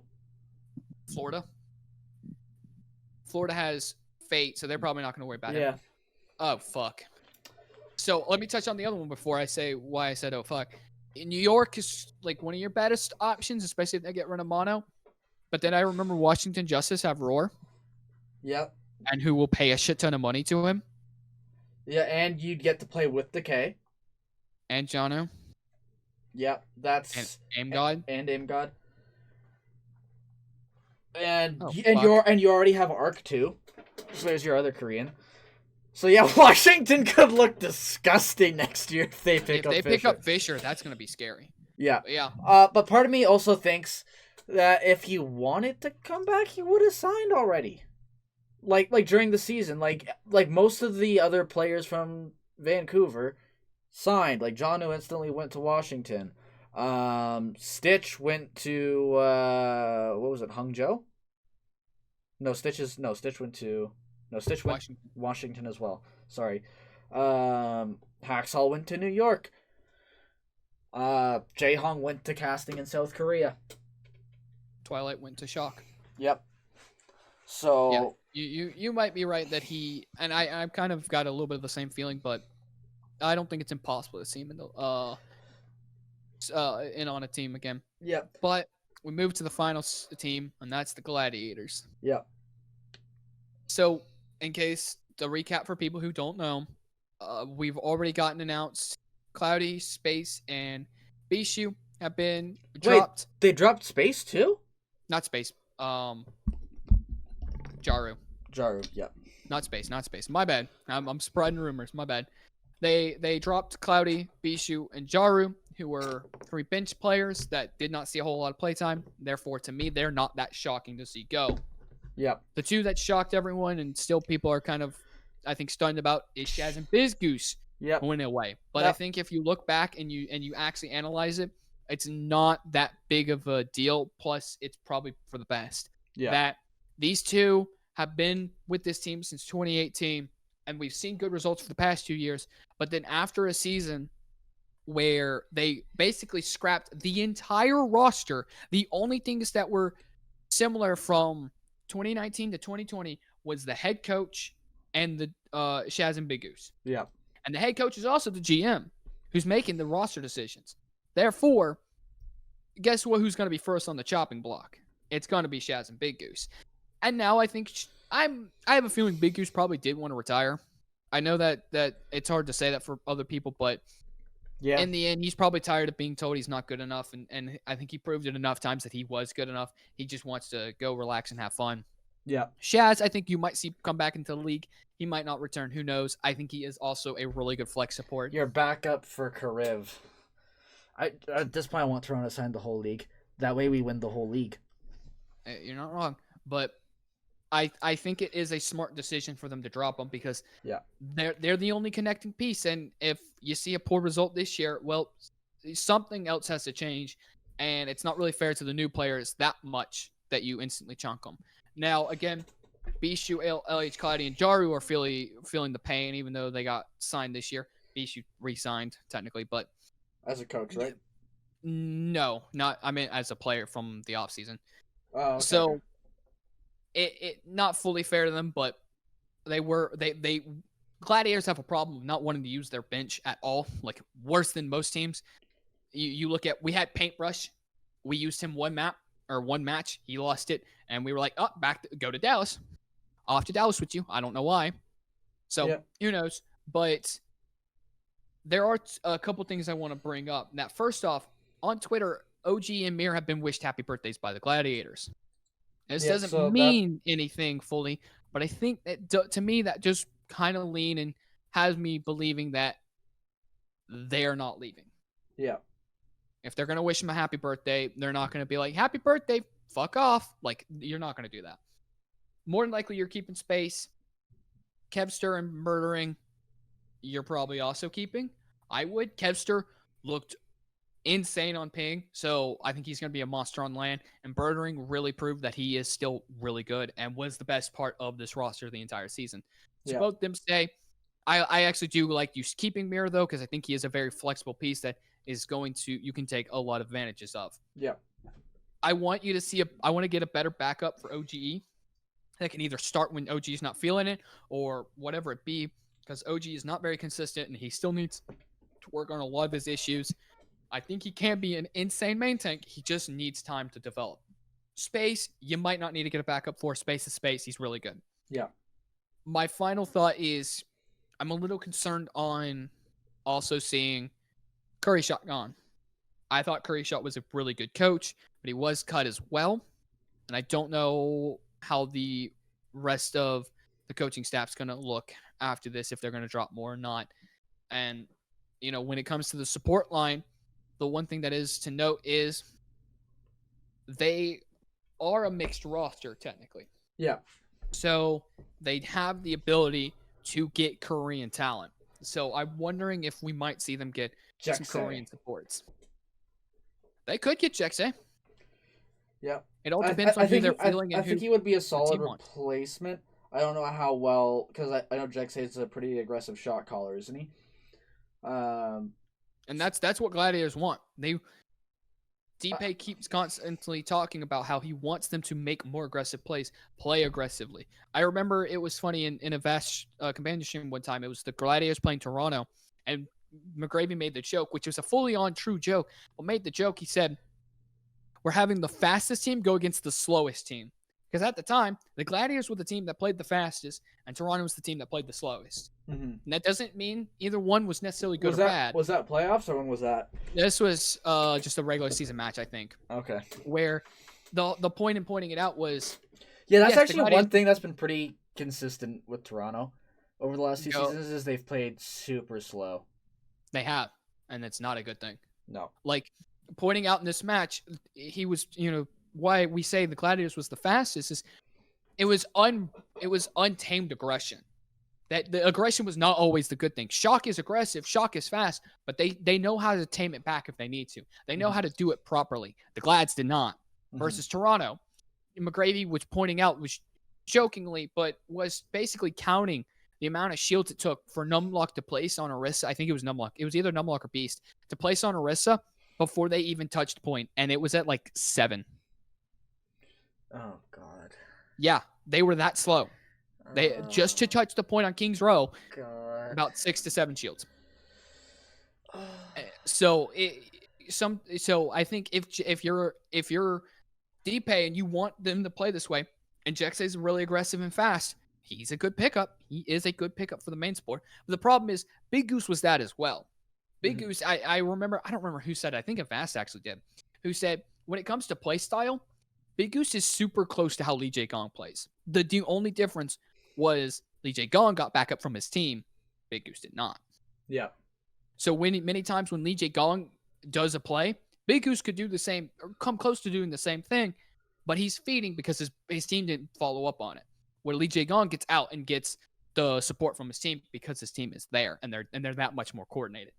Yeah. And that's partly why OG might not be a great fit for the Gladiators either, is because he plays very passively. Yeah. Because like one of the main things, like especially when you're playing tanking, you're learning to play main tank, and when it comes to positioning, OG is like the number one guy you want to look at because his positioning and his use of natural cover is very, very good. But to your point, that doesn't mean he's as aggressive. Not very aggressive, and it's sometimes harder for him to make and start engages. Yeah. You see a lot of times, sometimes like Space or Birdering is actually making the engagement technically, and OG comes in second. Yeah. But DPS wise, I think you have really aggressive DPS in Kepster, Birdering, and Mirror. You maybe pick up someone. You probably could have just brought back Cloudy and given him a better shot. I don't know. I still don't like it because he's basically just a Reinhardt one trick. But you can also and his ball's not that great. It just goes back to just use your pieces properly, right? Like you could put OG in for Winston Ball. He's got I think OG does have a good Rhine. He's just not as aggressive, but I think like if you're gonna play Rhine comp, just put in Cloudy in, because one of the things like Cloudy didn't get a whole lot of play time. I think maybe seeing him play a little bit more might have been a bit better for the team if he was the more aggressive tank. Because who else do you bring in?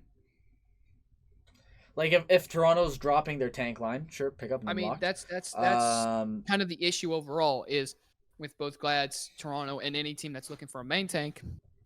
Is who do you pick up? Since main tanks are really hard to come by, they're the least played role in the league. Yeah. So, who really knows in the end? Well, you do have good options out there in contenders. Decod and Icy. You still have Lulcius and Ellie Vote, who got released from Washington. But the problem overall with that is to sit there and say that I'm still a person that you need to give contender players shots and have, not be so scared to pick them up. But there is still the fact of the matter that it is not the Overwatch League. They have not, in some cases, they have not been proven. I think Elivote has. I think Elivote has proven that he can play in the Overwatch League. Lulcius unfortunately hasn't, but that's not his fault. You need to be able to give these contenders players shots, but also understand that they could backfire. That they could be really good contenders players, but not that good in Overwatch League because it is still a different beast. Mm-hmm. I think you can. I don't know. I think you can bring contenders play you can bring any player up to Overwatch League level. You just need the right coaching. I think coaching plays a major role when it comes to Overwatch League. There's a reason Valiant did look pretty good this season with a bunch of essentially no name players. No offense to them. And there's also a reason that Boston did really good first season when they had Krusty, and there's a reason Striker followed Krusty to San Francisco, right? Absolutely. And then there's also a reason that Shanghai did so good this year. I agree. Right, I definitely think coaching. Soul you had playoff factor. Profit and Gesture, but and it's also different styles. I think personally, I'm still a person that thinks Arrow is a really good coach. Yep. I just don't think Arrow's very good at developing new talent. He's good at maximizing the potential, the talent that is already developed. If you see what he did with World Cup this past year in 2019, that is to me Arrow at his peak.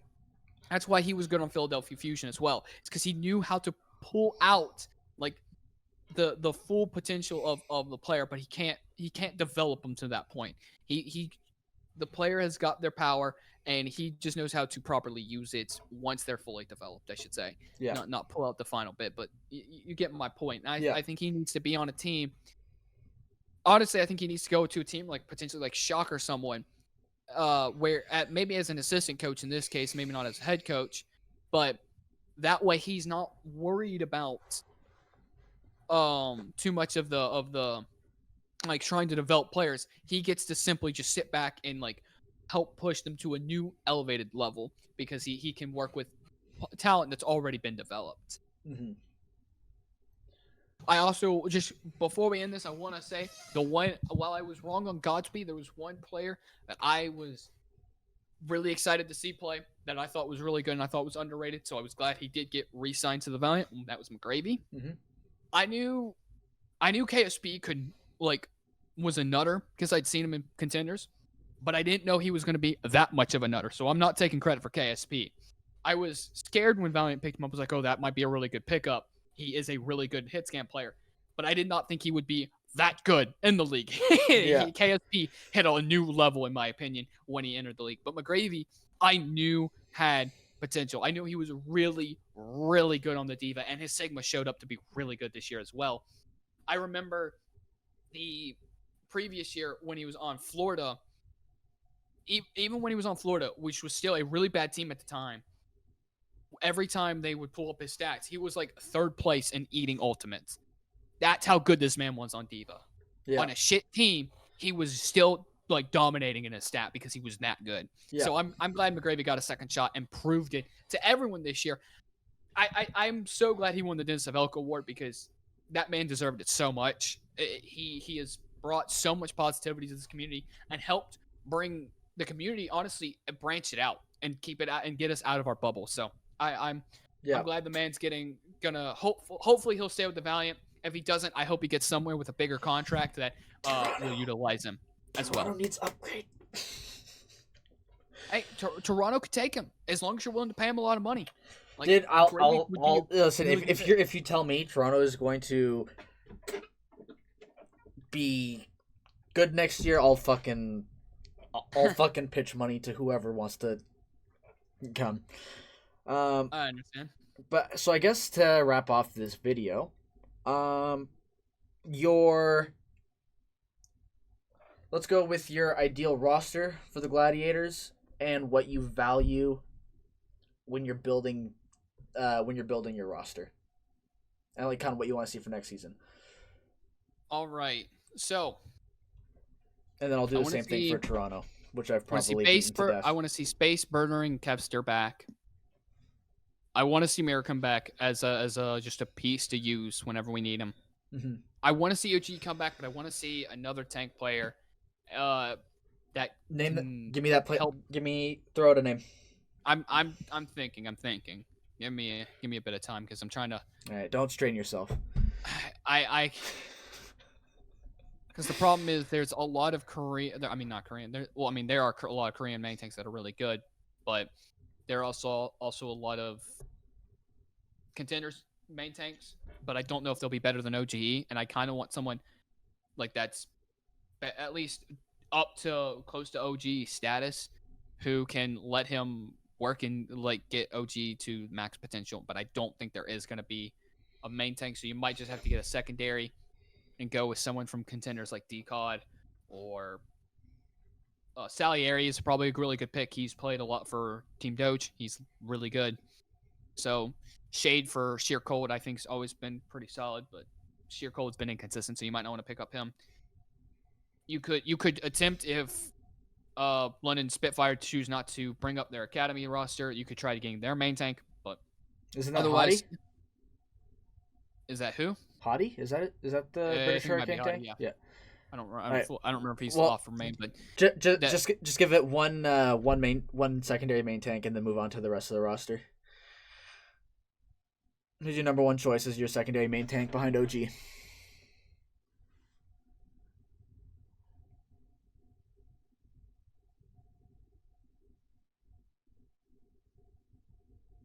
I'll go with Salieri. Okay. Team Doge has been a little inconsistent this past contenders year. So OG Salieri as your main tanks. Yeah. Space is your off tank. You're bringing back Berber, Kevster, and Mirror. Correct. For your DPS. Probably not going to pick up another DPS. Don't think you need to. No.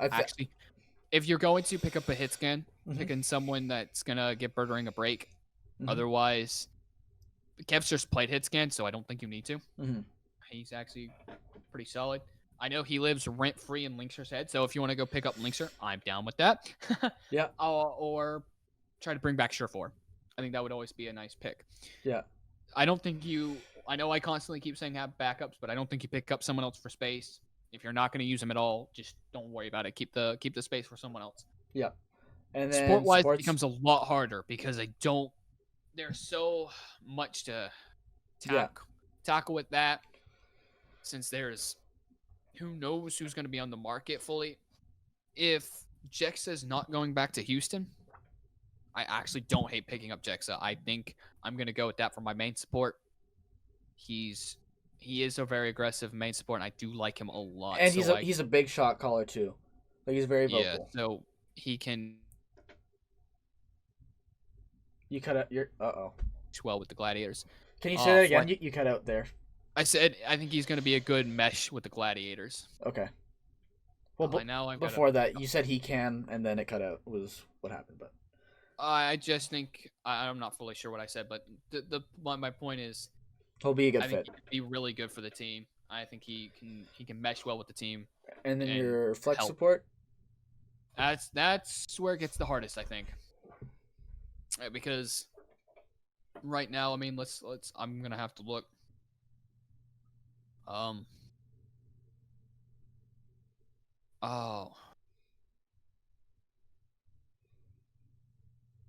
Actually, let me throw this. If for DPS wise, if we can't get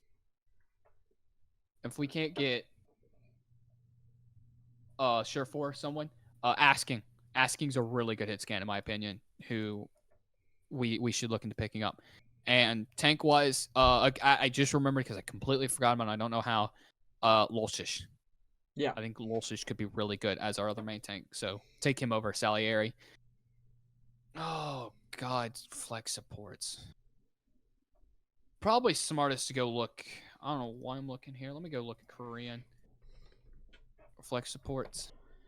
Where are you looking for this? Overwatch contenders.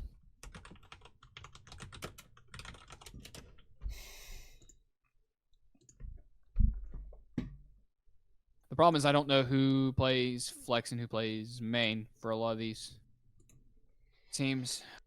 There's Neko. Still on O2 Blast. What does Revenge play? Revenge. Yeah, Revenge is the flex. You could try getting Revenge from Runaway.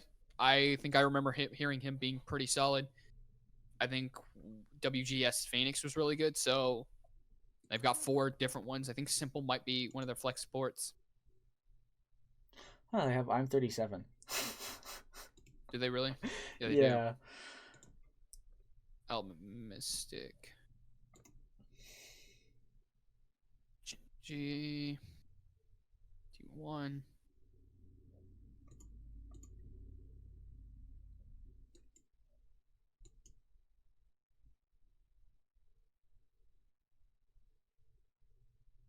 Yeah, I think I'll just go with Revenge from Runaway. I don't know if we'd actually be able to get him if he want to come to a mixed roster, but Yeah.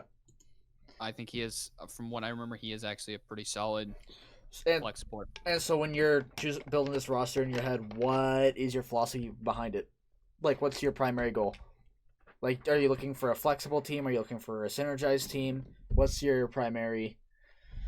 I'm typically a person that's looking for a flexible team to make sure that I'm not having to constantly worry about something not being able to be played.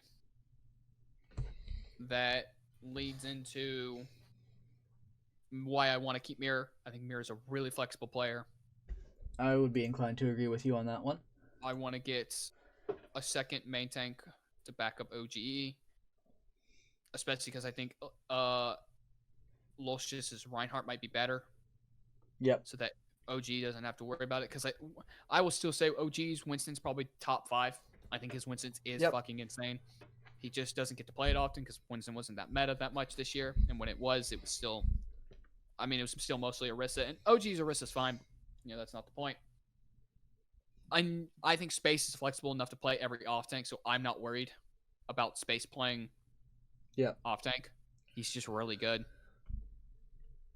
Asking is a bit of a hit scan specialist, but that's why Birdering actually can play some projectiles like Hanzo and stuff. He can play Genji too, can he? Yes, he can. So I'm not too worried about Asking not being that flexible. He's kind of, and Cabster's also pretty flexible. Mm-hmm. So I think having a hit scan or a player that's primarily on a specific type of role for DPS wise is not a bad idea in the slightest. Yeah. And then finally with supports, the problem is the market's so vague right now on who's gonna be good, who's not. I think Jixa has a really good Lucio, and apparently his Mercy's actually supposed to be his best, weirdly enough. So because of that, I'm not too worried about him playing main support for the most part. His break might need still some work, but I think his break's still overall solid, really good. And I hope that that's all that matters, and I don't have to worry about him ever having to play. I'd still probably feel most comfortable if we got some form of extra flex support and extra main support, but since I'm struggling to even figure out 1 and 2 or the first ones when it comes to that, I'm not going to worry about number 2s. All right. So. And where would you expect this team that you've built to finish? You think they can compete with Shock and Shanghai, or you think they'll be about 7? So I'm going to say the same thing I said this past offseason, or the previous offseason, that at max potential, this is an if, If OG becomes consistent and OG plays like he needs to, Birdering plays like he did this year and plays out of his fucking mind, Space is still really good. Kevster gets to come on land and not on ping, so he plays insanely good. And we get two supports that can help play up to their level. Mm-hmm. I think we have a chance for the grand finals. I genuinely think we do. Do I think we get it? No, I think we in probably 4th place. But I that's all saying. I think if max happens, we can end anywhere from 4th to 1st. If we're saying not max, I think we see 5th to 8th, probably. Okay. All right, so I guess I'll go now for Toronto. I'll start off more so with my philosophy around it. Is I'm going more for synergy, and flexibility, and you'll see why and how that pans out with my roster. I'm gonna start with the tank line, and say Decod and Icy as one option, and then you bring in fusions, and if you can, fusions on KSA would be sick actually. But you probably, but if you bring in fusions, there's a good chance you just keep Nevix and see if he improves.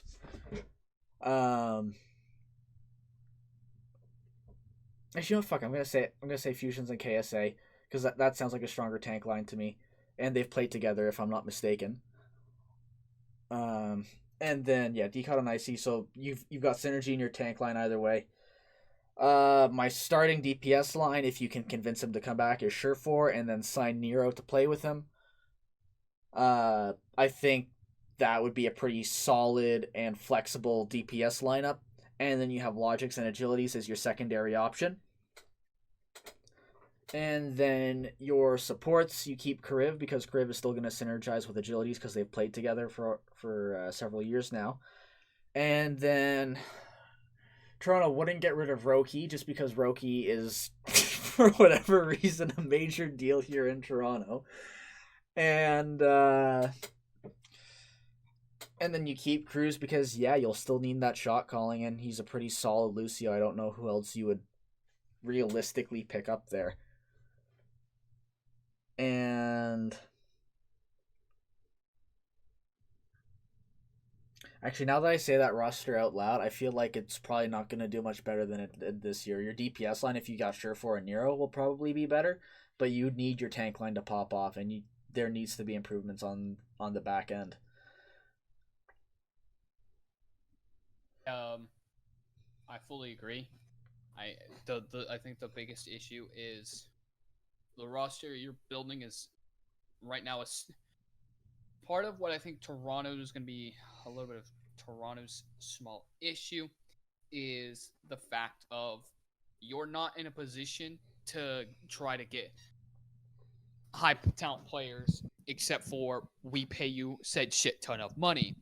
And so the roster you have to build is to be realistic is one that hopefully is to see better results than you did this year. Anything better than this year, but as putting you more in good light and good standings so that in the future you have more weight being like, hey, we're a solid team. You can make us better. We also pay shit ton of money. So you take your losses where you are. I think you built a fine team. I think you finish in the bottom half. Yeah, I think if that roster saw its maximum potential and Decod and IC popped off and fusions and or even fusions and KSA, because oh my god, would that be sick? I think you could probably see top 8, top 10 in the league if everyone pops off and plays to max potential. Top 10. That's also having to sit there and say how the other teams go. Currently, you can sit there and be like, all right, we're gonna lose to Shanghai Shock and a few of the other teams. Those are fine, but I think I'd like to be competitive with the Gladiators a little bit. Probably. I'm talking about more like the absolute question marks on like Houston with their big announcements. Florida, who have been slightly inconsistent. Even Paris, who have been slightly inconsistent. Yeah. Can you get, even if it's one, if you go 1-1 against them, like you play them twice and you go 1-1, can you at least get that one win on them? Can you do that? And that to me determines a lot on where you stand. And I don't think that roster is going to be able to consistently do that. No. I think they will play up to their opponent and might see a lot of 3-2s. I think. But I think most of them will be ending in 3-1s, with you guys taking a map off them. And I don't necessarily think it will always be control. I think you guys could probably take if you are coached well, you could probably take off escort or a hybrid, or you could get map victories here and there. I just think realistically, your highest seeding I would give you is 8. probably 12th place. Really? Probably 12. I do think, if I'm not mistaken, if we go back to this, how season 2 would work, you would be in play-ins. Yeah. So there is that. I think you could make play-ins pretty reliably, actually, if you made that roster. Yeah. I just don't think it's going to be high in the play-ins. So you have to really pop off at that point. You've got to. Everyone's got to step up like their soul and Yeah. just I think the roster I put together has that pop off potential. It just needs to be coached out of them. So in that case, I'm adding this person to my roster. I'm adding Arrow to that roster. Coach Arrow, not as a player but as a coach. Obviously, because I agree. Because you have Nero and Surefour in my brain there, and you also have Logics and Agilities there too, which I think he can get more out of them. Same with Kariv and Cruz. Fusions and KSA, I think you could get quite a bit out of. I think you let Decod and Icy put them on maybe a 2-way contract. Let them play in contenders. And continue working, but let them play a couple games this season just to see how they fare and give them that taste. And even potentially let them play more if they look good. Because I know I actually went on Winston's lab to check out some stats on him, and Decod's best tank apparently is his Winston. Is this what you cut out? Decod's best tank apparently is his Winston. That doesn't fully shock me. So which means you got Fusions Fusions plays pretty solid main tanks all around. But yeah, personally for me, yeah, I think what you need to look at is you keep Nevix. If this is all saying, if you hire Coach Arrow, keep Nevix, Surefour, Nero, Kariv, Cruz. Yeah, I think you need to look at someone. You could probably still upgrade the main support role. Maybe, but my point is, I think Cruz, you need to look at someone probably potentially even better than Fusions at the main tank, or go with someone more like Numlocked. And that's because... Why would you go Numlocked over Fusions, though? I don't... Because Fusions has more... better to Arrow's strengths. I think Fusions potentially has more potential in him. I think he has still some pretty untapped potential in him, and I don't think Arrow can pull it out of him. I think Arrow needs someone who's a bit more already refined in Numlocked, and Nevix, who's already refined, Surefour, Nero, who are already refined. I'm gonna disagree with you and Cruz, on that who are one. already refined.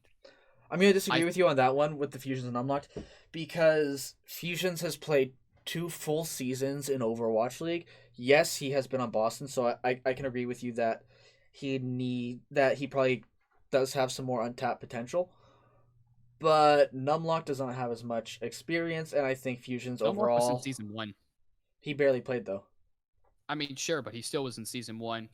He's, I think, been in the scene longer than Fusions, if I'm not mistaken, because he may have not played in Apex. I think he did, though. Yeah, but you also got Cruz, right? So you have that synergy there, too. I mean, you do, but I'm saying, I'm playing to Arrow's strength as a coach. Yeah. And I saw what he did with Trill. Yeah. Not too... I'm pretty concerned if you pick up Fusions and Arrow's your coach. Because I just don't think he's going to be able to... Because Trill, by no means, was that bad. I just don't think... I think Trill has more potential as well, along with Fusions. And I don't think Arrow pulls it out of him. I think Arrow needs someone like Numlock, who is a bit more already refined and doesn't have as much potential to be tapped out. Therefore, I think Fusions is the better option out of the two, though. Just as a main tank, leaving Arrow out of the equation. Fusion, I still want to get Nevix. I want to keep Nevix because I think Nevix is way better than KSA. Really? Listen to me. Okay. It's way better than KSA or Icy in a hands down scenario from the single standpoint of Nevix is way more refined than KSA or Icy. Both of them have untapped potential, guaranteed. Fusions might not. Fusions might not be untapped potential, and because of that, maybe Arrow can work with them really well. But KSA like I guarantee that man's got more in him, and he hasn't even shown us half of it. And Yeah. IC is in contender, so of course he's probably got some untapped But potential. for whatever reason, that Toronto plays slow. You have to fix that too. Like that's just. I don't think Arrow fixes that. I think Arrow just plays with what he has and works with what he has. Well, you got to I find a way honestly think to if you're gonna speed talk about up a your direction, tempo. That has to come from Surefour. I'm gonna just say it now. I think that has to come from Surefour, Cruz, and if you do use fusions. I think all three of those have to get you playing aggressive. If they're not doing it, then I don't think Arrow's gonna get you playing aggressive. So, but yeah, that's all I've got. And that's all I've got too. So, all right. How do we end this? Do you want to end this since you're doing well, casting? I mean, it is my channel, but you're going to school for sports casting, so I am indeed. I'm going to end it like I typically end most my recording sessions, and I'll throw it to you as kind of an option. Do you want to make this a weekly thing? Because I think this would be a fun weekly thing. We could do it a weekly thing. I don't know what we would have to talk about every week, though. We probably won't have as much, but the biggest thing is to talk about the off season for the most part and talk about the latest news. So, we'll see you next week, people. Or every other week. Maybe let's aim for every other week, just between school and work. We'll refine it a bit more. I mean, this is the first time we're doing it, first episode. So just make sure you hit subscribe, hit the like button. It helps us out a lot, people. And we will see you whenever we decide to come back live. And we hope you tune in then. Yeah, for the time of Colossus. And this is Fracture. And I'll just add in. Next time. Also add in, you can come listen to Diamond scream at me that he doesn't have bubble while I charge in whenever I go live. Okay, bye.